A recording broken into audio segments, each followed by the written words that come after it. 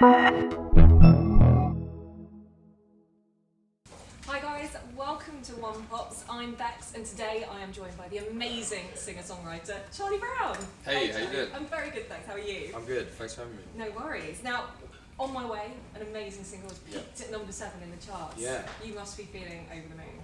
Yeah, it was crazy. Like, you never know, what to expect. It was my debut single, so it's the first time I put something out, and yeah, I was just, praying the week it came out that it would do enough to kind of, for me to use as a springboard for the next single, Floodgates, and moving forward. So for it to go top 10 was like, over and above what I thought. So you must be a pretty happy boy at the moment. yeah, very happy, very happy. Now, in the video for On My Way, we see you kind of having influences in music from a really young age. Yeah.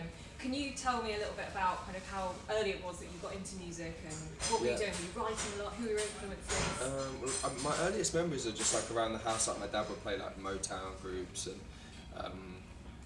things like that. So I think I grew up around music, and then when I started like listening to my own music, I was really into like 90s R&B groups and stuff like that. So those were probably my influences at the time, like subconsciously probably. And then later on, when I started to write, as a teenager, and write on beats that wherever I could find someone making beats, I would write. And I started to notice that I was probably quite influenced by that kind of stuff.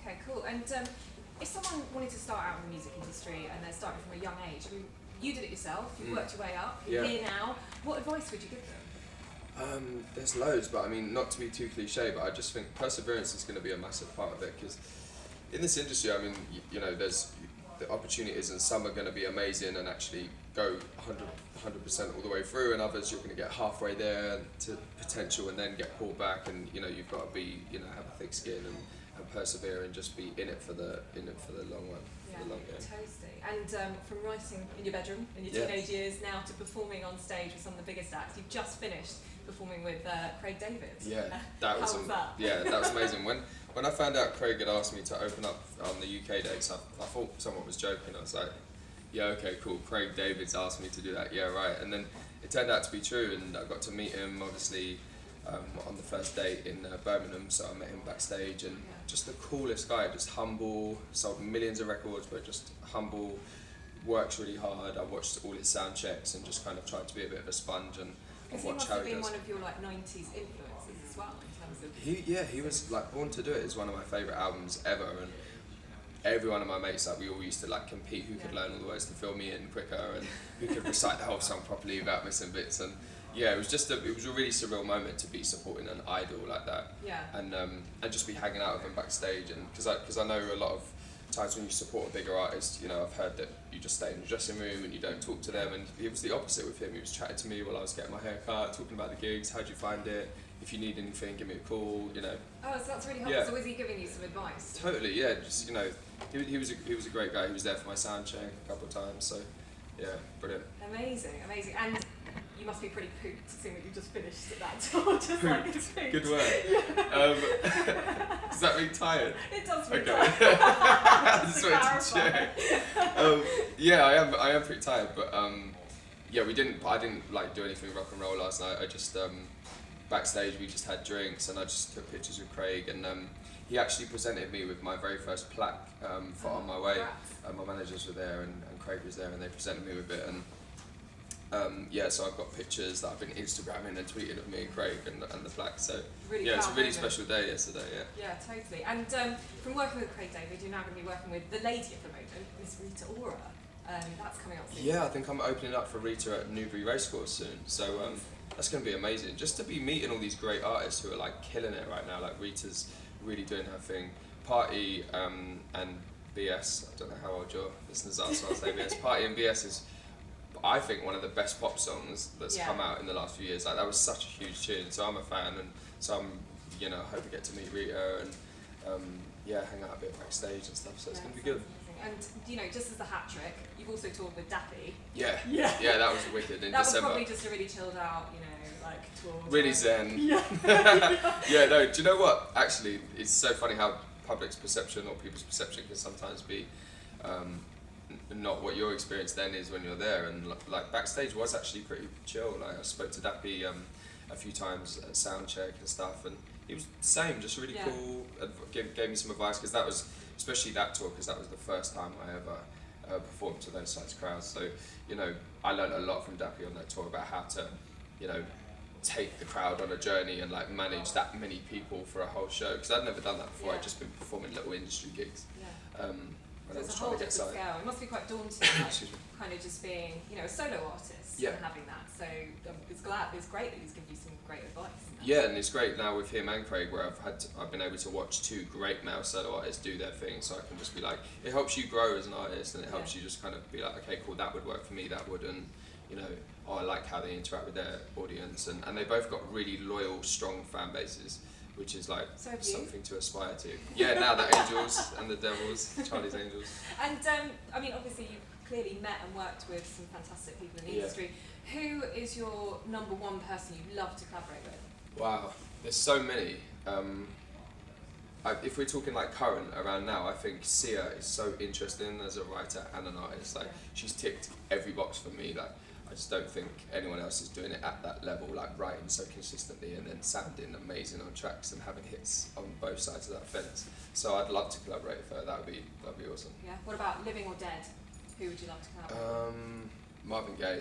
Like that would be amazing. Soul man. Yeah. Yeah. I just remember like there's something about just the way he sang, and it was like the imperfections with him. Like it was never like a perfect, you know, front to back.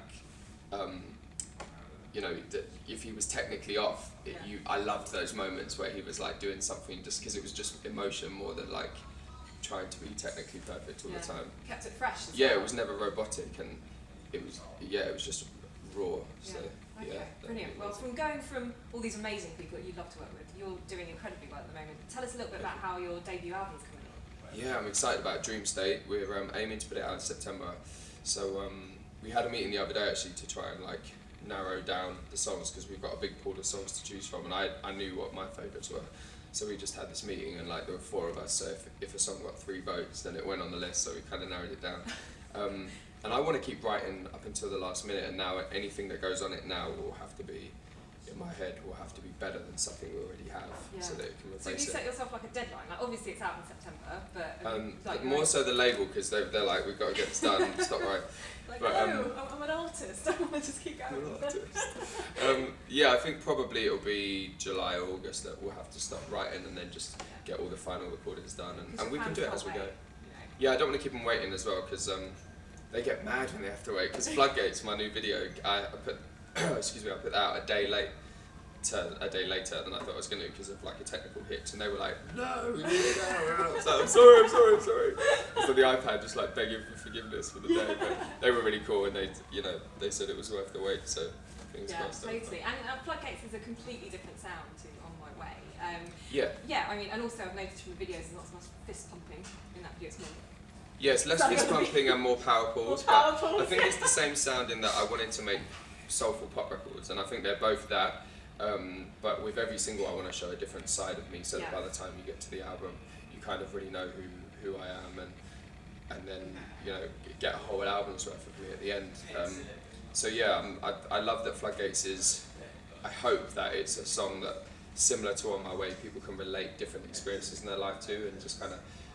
I've left it open like that, because I got so many messages from people who'd really connected with the lyrics and On My Way, and had kind of just connected with them emotionally, and like really loved the lyric and what I was saying. So hopefully Floodgates kind of carries on from that, and it's something that people can really invest in that way as well. Yeah, totally. And you're going to be doing a few gigs this year, some festivals. Yes. Yeah, can you tell us a little bit about that? It's amazing. You've got Wireless, you've got the Isle of Wight Festival. Yeah, I'm doing my very first festival on Saturday at Ozfest, and then I do the Wireless Festival on Sunday. That's mega. Same day as Jay-Z, so I get to see Jay-Z, which is amazing. So basically you can say, hey, I've been doing some gigs with Jay-Z. Just doing some gigs with Jay-Z. Just spending the summer, with Jay-Z. yeah. Not the whole, I don't know how long Wireless is. The whole summer. Yeah, practically family. So that's going to be a good one, and then Capital Summertime Ball, which I've only just found out that's at Wembley Stadium, not Wembley Arena. Wow. So that's like 80,000 people. So, I mean, for Capital to put me on that is just so amazing. But how does that make you feel? I mean, Wembley Stadium. That is Can't huge. wait. 80,000 people. No pressure. Yeah, no pressure. You just got to perform On My Way for that many people. But no, it's great, and like On My Way is going to be such a great song to do on that kind of level with that many people. So I'm really excited about that. And then I'm also doing a charity event at the Royal Albert Hall alongside JLS called Rays of Sunshine. Which is like a Make-A-Wish Foundation. That's going to be at the Royal Albert Hall. So my parents are coming to that, which I'm excited about. So yeah, just tons of exciting stuff this summer. Yeah. Do you get nervous performing in front of your family more than performing in front of like massive gigs? Yeah, like my mum and dad were side stage last night at the Craig show, and it was a bit like, oh, my mum's there. Like it was just, you know, like I don't know. There's just something different about having family in the crowd, or not so much in the crowd, but right next to you while you're performing. It's it's different, but you just get in a zone and you just do it. Yeah, and just do it. You're on your way. Sorry. But now your fans is Charlie's Angels and Devils. And Devils, now, can't forget the Devils. Can't forget Devils. Now they are amazing. They're wicked. What is either the weirdest or the best kind of gift one of your fans has given you? In fact, give me both. I don't. Do you know what? I don't get weird ones, or I haven't had weird ones yet. I get amazing like cards, and they write really nice messages in. I love them.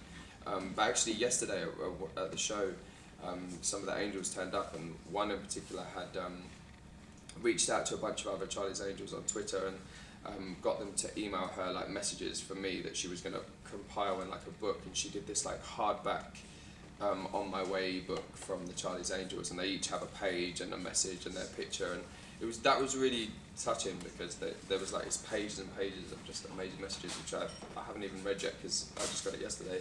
So much can't effort. wait. Yeah, like so much effort went into it. Like there's a front cover, a back cover, an inside. Like everything's amazing. So I'm gonna read that. I'm gonna read it tonight. So and do you get a bit freaked out when you see them with like t-shirts with your face on it? Yeah, no, not freaked out. I thought that was really cute actually because at the Craig David show in Birmingham, I just saw outside afterwards there were like a few Angels that were like, "We came to see you," and they turned around and they had like Charlie's Angels t-shirts. They beat me to it with the merchandise, and I haven't even made. I'm making t-shirts, and I haven't even made them yet. Oh my god! So it's a real homemade job. Like they just put these together. Yeah, I think they like I don't know how they did it, but it's like hashtag Charlie's Angels, my face on the back, their names on the front. It's amazing. Yeah. That is incredible. So brilliant, Charlie. Have you got a message for all of your fans? If I had a message for my fans, it would just be just thank you for all the support. Thank you for following me on Twitter, getting my YouTube videos up. On My Way is over 2 million views now, which is like, I can't even think about how many that is.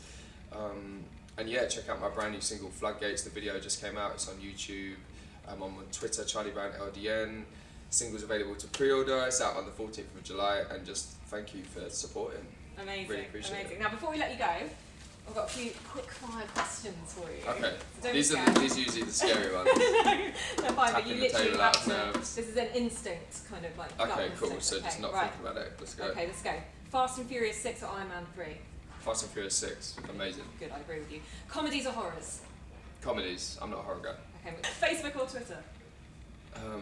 I'm better on Twitter. I'm on Twitter more, I think. Yeah. Okay. iPhone or Android? Android. I'm a convert. I just got my first Android and I'm never going back. No, we'll have I love my iPad and my MacBook, but phone, Android. Sorry. No free iPhones for me. Okay, and this is the toughie. On My Way or Floodgates? Ooh. Floodgates, because it's the new single, but I love it On My Way. But Floodgates, brilliant. 14th of July.